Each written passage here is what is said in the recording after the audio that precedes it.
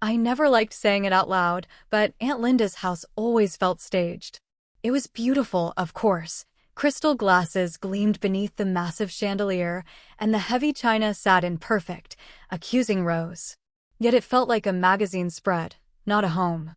At the head of that flawless, sterile table stood Aunt Linda herself, smiling like a queen about to deliver a speech she'd practiced for weeks. The rich smells of roasted turkey and buttered bread felt completely wrong in a room so cold. Her smile was that calculated, slow-blooming thing people use when they're about to deliver a compliment that cuts. "And to my niece, Claire," she said, raising her glass. The crystal caught the light, but her voice stayed flat. "Who is still finding her way in life. We all just adore your creativity." The word creativity snapped like a rubber band. Soft, polite laughter circled the table, not cruel, just complicit. Everyone was used to this ritual humiliation. Heat climbed my neck. I could feel every eye waiting to see if I'd shrink, look down, maybe laugh it off. I did what I always did, forced a smile, nodded, swallowed the insult with my wine. I'd been the family punchline for years. Claire, the designer who played with colors for a living. Claire, the single one. Claire, the one Aunt Linda clearly believed couldn't handle a mortgage or an adult life. Just last year, she'd cornered me by the appetizers, voice pitched to Carrie, "Claire, dear, still doing your little design work? How lovely. My son Robert just closed a deal worth $1,200,000. We're so proud." She hadn't waited for a response, just patted my arm and glided away, satisfied. But this year was different. The silence that followed her toast felt different. I had been carrying a secret for a week, and it sat heavy in my bag. Aunt Linda had spent 2 decades building her reputation as the family's culinary genius, the perfect hostess in her palace of a home.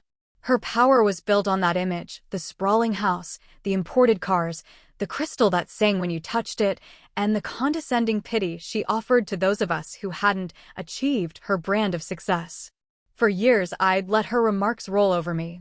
I'd blush, smile tightly, and let my father, her brother, murmur, "That's just how she is, Claire. Don't let it get to you." But this year, I knew exactly how she was. I knew why she could afford this house, this dinner, this life of casual cruelty. And the secret I was holding wasn't about a stolen recipe. It was about cold, hard, stolen cash. My grandmother, Margaret, had been the opposite of her daughter. Grandma was warm, rough-handed, and honest to a fault. She had been the one to encourage my creative spirit. She'd been the one who'd sat with me for hours, teaching me how to draw, and she'd been the one to look at my first paid design project with tears in her eyes. "You're going to build something wonderful, Claire Bear," she'd said.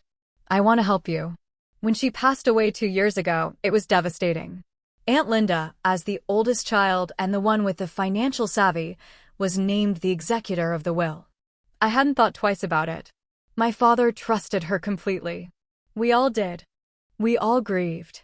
And when the time came to settle the estate, Linda called a brief family meeting. She had that same practiced, sad smile on her face. "I'm afraid there isn't much," she'd announced, dabbing at a dry eye. "After the medical bills and the final estate taxes, the accounts are almost empty. There's the house, of course, which David and I, as heirs, will sell and split, but all of Mom's investment accounts, well, they were just gone." My father had nodded, his face gray with grief. "It's fine, Linda. It's not about the money." I'd believed her. We all had. It was, after all, a terrible time. Why would she lie? The truth came out by accident, as it so often does. For months, I'd had that prickling feeling, the one you get when someone smiles too easily while hiding something sharp behind their teeth. Aunt Linda had been too generous lately, too quick to offer advice about responsibility and financial planning. She'd even called me once, out of nowhere, to ask how my business was doing, not out of care, but to remind me that some people just aren't built for the stress of independence. It stuck with me. It was as if she was preemptively defending herself from something I hadn't yet discovered. I didn't know what I was looking for, but when the pieces started to fall into place, I realized my instincts had been whispering the truth all along. It started 2 weeks ago. I was at my dad's house, helping him sort through his office. He's my anchor, a quiet, decent man who taught me how to be kind. He was stressed, hunched over a pile of his own bills. I don't get it, he'd muttered, rubbing his temples. I'm just treading water here. I always thought Mom left a little something for you kids. She told me, right before the end, don't worry about Claire's studio, David. I've made sure she has a start. A cold prickle went down my spine. She said that to you? Yes, he said, frowning. But Linda showed me the final probate paperwork. It was all gone. Just gone. Something about the way he said it, with such resigned sadness, didn't sit right with me. I'm a designer. I'm paid to notice when things are out of alignment, when a story doesn't match the visuals. Dad, I said slowly. Where is that paperwork? He found the box, dusty and labeled estate. We sat on his office floor and went through it. And there, stapled to a stack of other documents, was a copy of Grandma Margaret's last will and testament. My eyes scanned the legal language until I found the section. Article 4, Bequests to Grandchildren. It was written in plain, unmistakable English. I bequeath the sum of $100,000, free of all taxes, to each of my beloved grandchildren, to be paid from my investment account at Morgan Stanley, account number ending in 940B. There were 4 grandchildren. Me, my cousin Sarah, my cousin Mark, and Aunt Linda's son Robert. That was $400,000. I held the paper out. My hand was shaking. Dad, what is this? He read it, and his face went white. I've never seen this page. Linda just showed me the final distribution summary. She said that account was liquidated to pay hospital bills. Hospitals are paid before bequests. Dad, I said, my voice feeling distant. This money was separate. It was meant for us. My father, the most trusting man in the world, looked utterly broken. She wouldn't. Linda wouldn't steal. But I knew she would. I knew the woman who could humiliate me at Thanksgiving was capable of it. That secret I was carrying in my pocket wasn't just a feeling. It was evidence. Because I didn't stop with the will. My father, as a primary beneficiary of the estate, had the right to request the account records. He was too shattered to do it, so he signed the papers that gave me his power of attorney. I spent a week on the phone. I was polite, I was firm, and I was relentless. I faxed the will. I faxed my father's signature. I faxed my ID. Finally, a thick envelope arrived at my apartment. I opened it. And there it was. 2 years ago, 1 week after Grandma Margaret's funeral, a single wire transfer was made from the estate of Margaret R. account. It was for the entire balance, $400,212. The transfer was initiated by the executor, Linda. The recipient account? A private, interest-bearing account under her name and her name alone. She hadn't just stolen from me. She had stolen from her own son, her own niece, and her own nephew. She had stolen my down payment for a house. She had stolen Sarah's ability to go to grad school. She had stolen Mark's chance to start his business. And for 2 years, she had used our money to fund her perfect life, all while looking down on us for not having any. The heat that flooded my face at the dinner table wasn't shame anymore. It was pure, cold, concentrated rage. So yes, I stood up. My hand tightened around the stem of my wine glass. The laughter had died down, replaced by the clinking of forks and that low murmur that fills a room when everyone is trying too hard to be comfortable. My heart was pounding so loudly that I half expected someone to ask if I was okay. Dad shot me a quiet look, a small, warning shake of the head, but I couldn't sit there another second, not with her smirking like she owned us all. My fingers brushed the folded papers in my bag, and it felt like holding fire. I thought of Grandma, of her hands guiding mine across paper, of her promise that honesty would always be my compass. And in that moment, I knew what I had to do.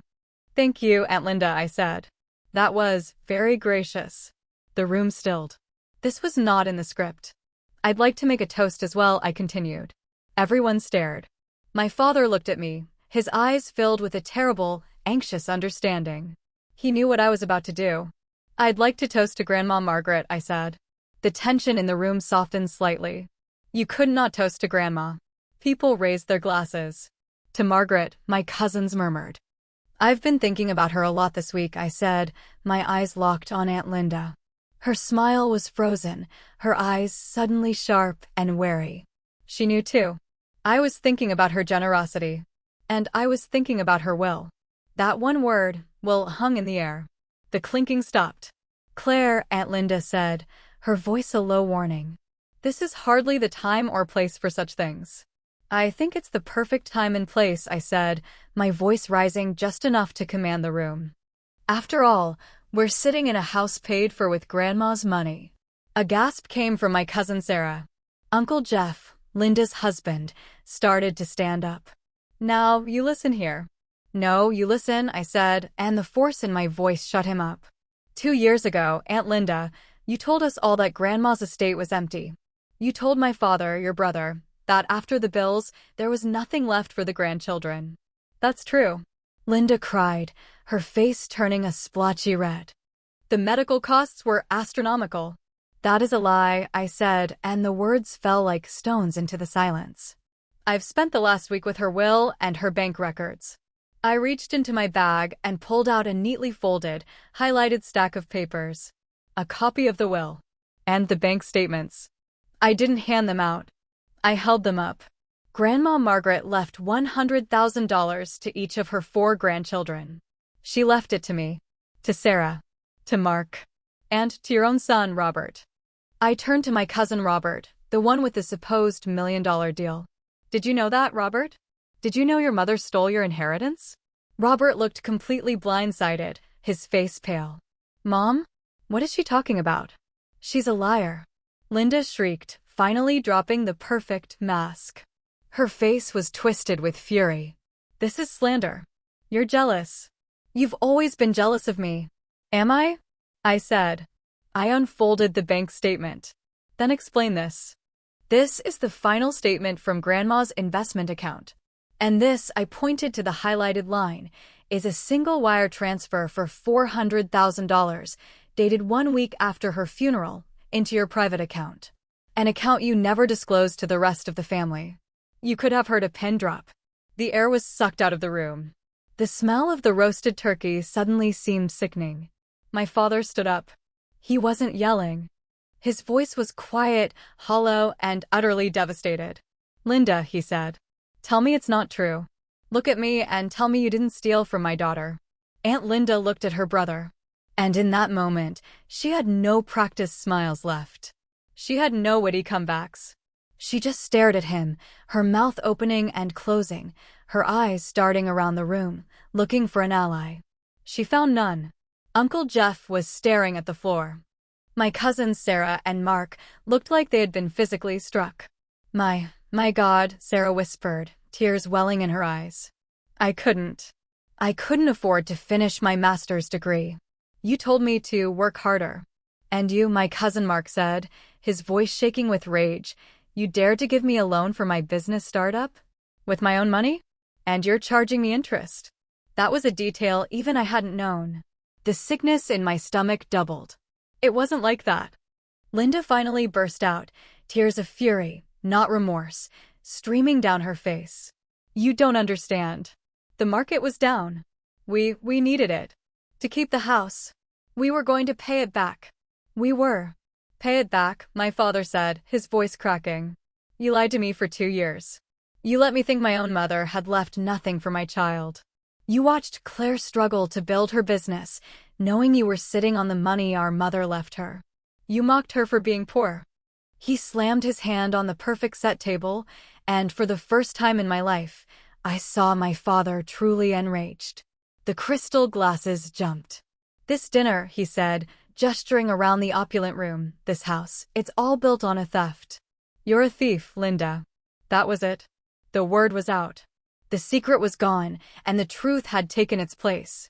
Aunt Linda let out a sound, a terrible, ragged sob of pure humiliation and rage. She pointed a trembling finger at me. You have ruined this family. No, I said, finally sitting back down, my legs suddenly weak.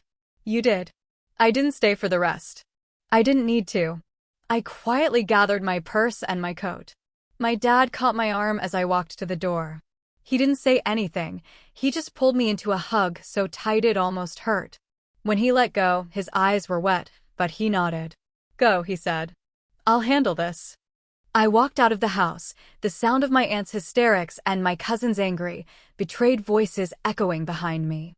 The cold November air hit my face, and for the first time in my adult life, I felt like I could finally breathe at Thanksgiving. The drive home was quiet. My phone didn't start pinging for an hour. Then it was a flood.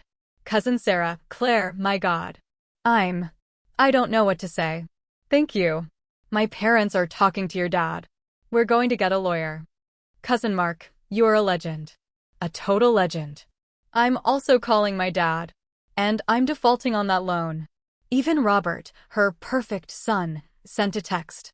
"Robert, I had no idea. I swear. I feel sick. I'm so sorry, Claire." The aftermath was not some clean, happy, healing dinner. It was an explosion. It was the complete and total implosion of our family as we knew it. My father, Sarah's parents, and Mark's parents, all of them Grandma's beneficiaries, banded together. They hired an estate lawyer. Aunt Linda and Uncle Jeff hired their own.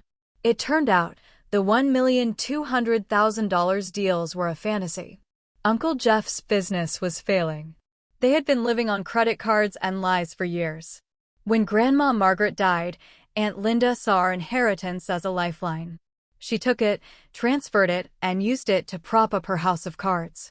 She had been paying her mortgage, her car loans, and for her perfect Thanksgiving dinners with our money.